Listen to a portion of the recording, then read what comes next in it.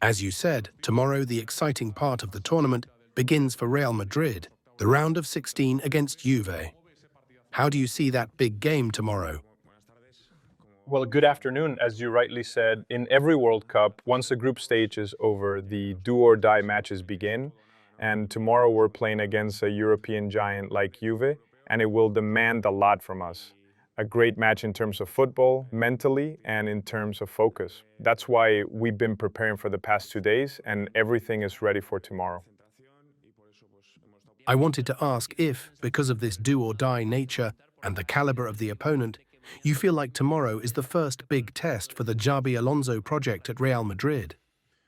No, it's a very important match because it's a different competition, the World Cup, and we know how decisive it is. But it's not the first major test. It's simply a very, very important game. I wanted to ask how Kylian Mbappe is doing and whether he'll start tomorrow. Kylian is doing well. We talk day by day. He's feeling much better, and tomorrow morning we'll talk again to make the final decision. We interviewed Davide Ancelotti today, Carlo's son, and he said that for him, the best coach in the world is his father, and the second is you. I wanted to hear your thoughts on that. Well, I have a great relationship with Davide because we shared time together both at Madrid and at Bayern, so I really appreciate his words. I don't know where I stand right now. What I do know is that I'm where I want to be. And Carlo's trajectory compared to mine is on another level, right? I'm taking over from him with great honor, with great pride, and I'm grateful for that. Now, this is the beginning of a new project. After, as I said during my presentation, the great era of Carlo, Davide, Francesco, and everyone who was part of that, and time will tell. Speaking of Davide and Carlo, you've been quite bold with the youth system, bringing in a bunch of youngsters. You know Madrid's youth academy well since you've been there. Carlo once said that he didn't have to promote youth players to the first team. He had to win games. I wonder how much you agree with that statement, and how do you plan to handle the academy during your time at Madrid? Well, obviously our main idea is to win games, and then how we win those games, with which players, using which resources, whether it's with the first team or players from Castilla, the B team, who are already helping us a lot and have a high level, we'll decide as we go. But Madrid's academy has always had players who perform at a very competitive level. They deserve their chance. Gonzalo's doing well now, but last season it was Raul who gave Carlo the opportunity to bring someone up, and there will be others in the future. They should have space, yes, but Madrid is demanding. You're always required to win. I wanted to ask you about a moment caught on camera the other day by El Desmarque outlet. At the end of the match, we saw you approach Rodrigo, put your arm around him and say something. I wanted to ask how you see him. Do you think he needs a bit more emotional support? Are you trying to get the best out of him by boosting his confidence? Well, after the match, I try to approach everyone I come across along the way. So Rodrigo too, he got some minutes that were important for him, and he's going to be important, right? Regardless, I have experience in these kinds of tournaments, World Cups, European Championships, and sometimes the players who come off the bench can be just as decisive as the starters. Every player has to be ready for whatever role they're given. Everyone has a good attitude. Rodrigo's also training well. I see him doing fine emotionally. Then it's up to me to decide who plays. I wanted to ask you about a player who could return tomorrow after 9 months, Dani Carvajal. Today we saw him very happy. What's your plan for him in this Club World Cup and for the whole season? Do you think it'll be Dani Carvajal or Fran Garcia, or could both play together? Well, for tomorrow, both Dani and Eder Militao are in the squad after long recoveries. I think this will be a big boost for them personally, but also for the group to feel them close. Like I've said before, we're now entering the decisive phase. Both the players on the field and those around them play a key role. When you see the bench fully invested in the match, supporting the starters and bringing that much-needed spirit, When that connection forms, it's powerful, and tomorrow we'll need them. Obviously, their competitive level will still need more minutes, but once Danny is fully fit, he'll be right there and will be a key player this season. Same goes for Militao. You mentioned a few days ago that you have so many ideas, it's important to prioritize what you want to change or explain. Within that priority list, where does pressing stand? And what's more important, the player's attitude or being well-positioned and understanding the movements they need to make? Well, obviously, I think one of the first things I said was about the distances we need to keep between ourselves, right? The closer we can play both with and without the ball, the more it will help us control the game a bit more and make pressing easier, as you mentioned. And both things have to go hand in hand. I think attitude is essential, but having organization, having an idea of how we want to do it, also needs to be there. So when both come together, that's when a team defends best. These past few days, we've seen a drone flying over training.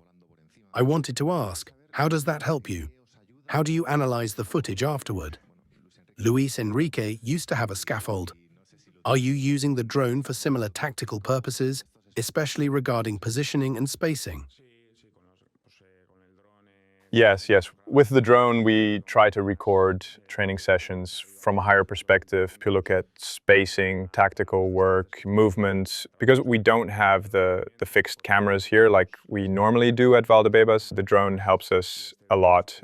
It's something we already used at Leverkusen, even earlier actually, and we've brought it here. I don't think it's something revolutionary. I believe a lot of clubs do it, but yes, we use it regularly. A simple question. Tomorrow, if you win, you might face Sergio Ramos again, the former Madrid captain. What kind of memories do you have of him? First, let's win, and hopefully I can give you a more in-depth answer afterward. But with Sergio, we shared a lot. Many matches, a lot of friendship, and I'm happy to see him still performing at his age. I don't know if he's 39 or already 40.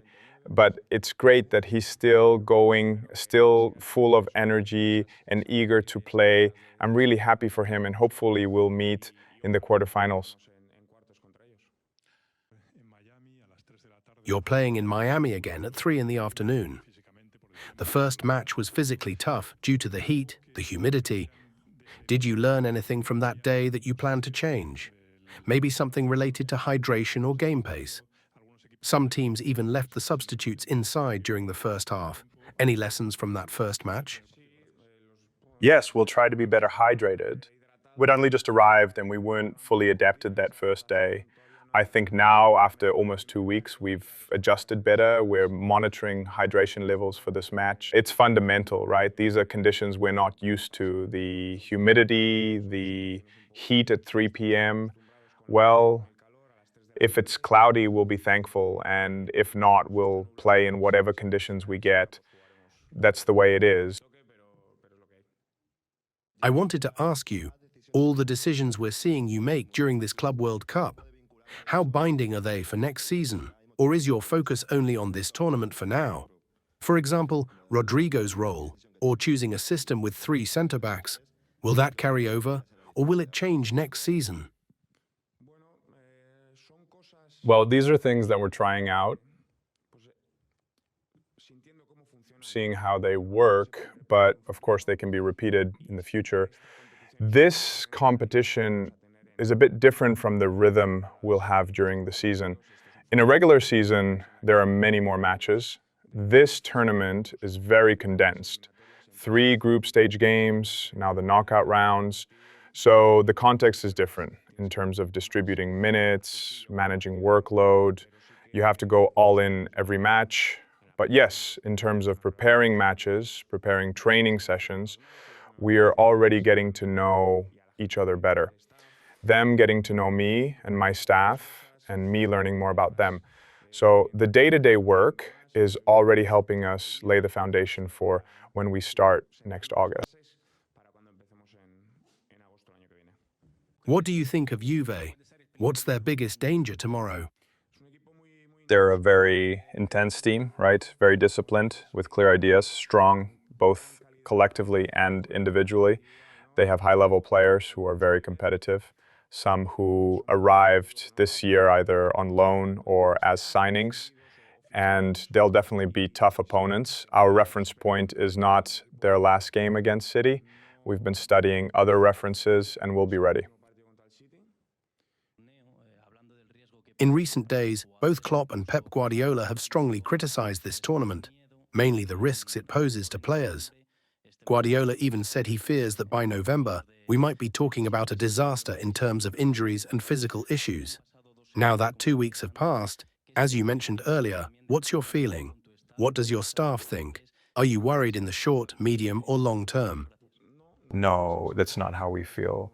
We're not thinking too much about the medium or long term. Of course, the medium term would be the start of next season, but honestly, that's barely even part of our conversations. Our focus is on the World Cup, on what we have now. We've passed the group stage, and now we've got Juve, that's where our minds are. And we do value this World Cup. At first, no one really knew what to expect, but now you can see it's picking up momentum. The matches are gaining importance. Tomorrow we've got a huge clash with Juve. You see other exciting games, Paris Saint-Germain versus Bayern, which any football fan would love to watch. You see Fluminense eliminating Inter. So I think the format is delivering for football fans. And for us who are living it from within, we're very, very focused. A few days ago, you compared Valverde as someone like Steven Gerrard. That made me think of your own midfield at Liverpool, with Mascherano, yourself, and Steven.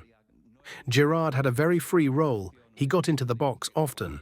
He wasn't really a holding midfielder who controlled the tempo, but rather a player with freedom to attack. So the obvious question is, do you see Fed in that kind of role, almost more of an attacker than a midfielder?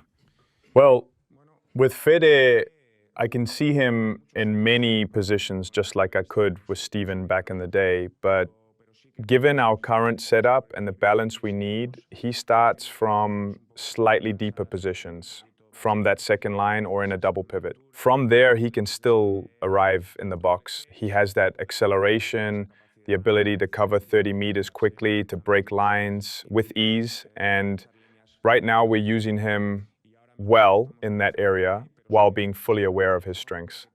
I don't think his biggest quality is receiving the ball with his back to goal and turning.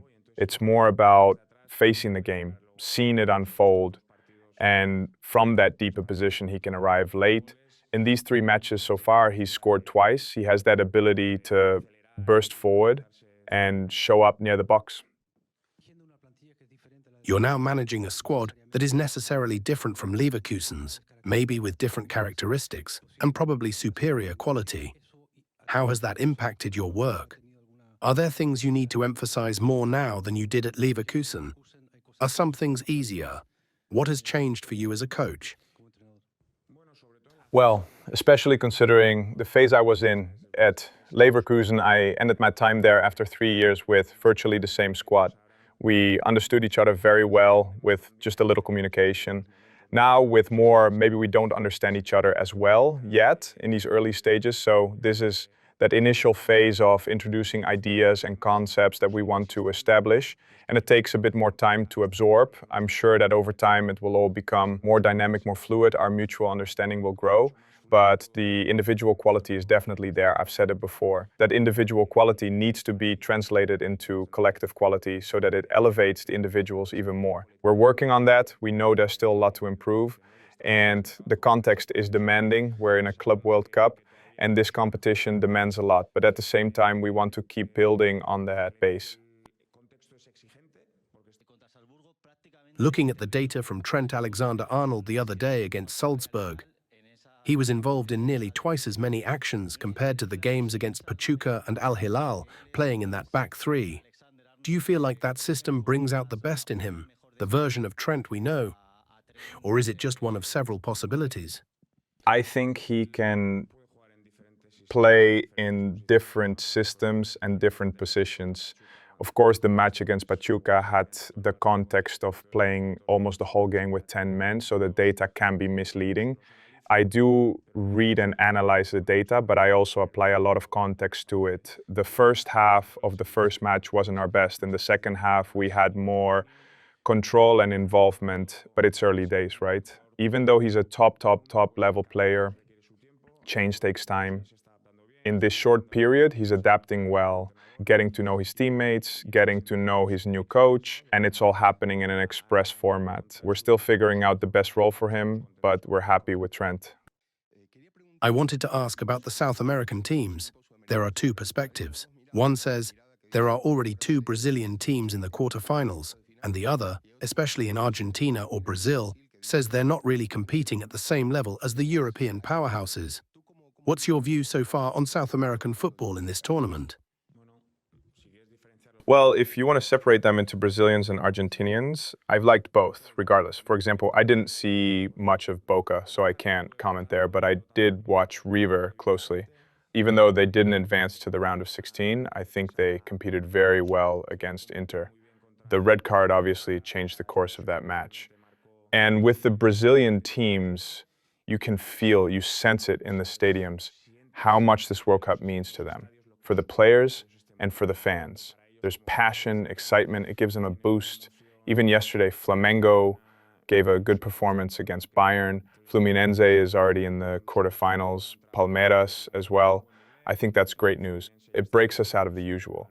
Like I said recently, we mainly watch European football. South American football is harder to follow, maybe because of time zones, but it's clear they're doing very good things there too.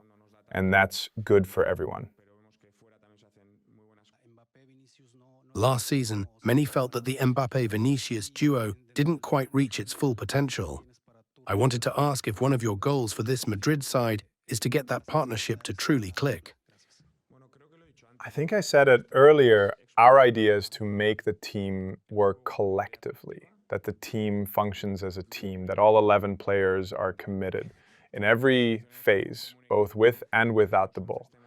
And then, of course, individual quality will benefit from that. In that sense, Vinicius, Mbappe, Rodrigo, Brahim Bellingham, our attackers are the ones who need to make the difference. They're the ones who can do something special in the final third. Things I honestly can't teach. I mean, me trying to show Mbappe how to dribble, that's not going to happen. But what we can do is help build the structure to get them into those areas more often, to create that balance and consistency. That's where we coaches can really contribute. We're looking for that collective strength so that our individuals can shine. Another question about Kylian. He might not start tomorrow, but what are you asking from him this season? Offensively, defensively, and in terms of leadership. Well, he's already a leader because of his impact, his influence.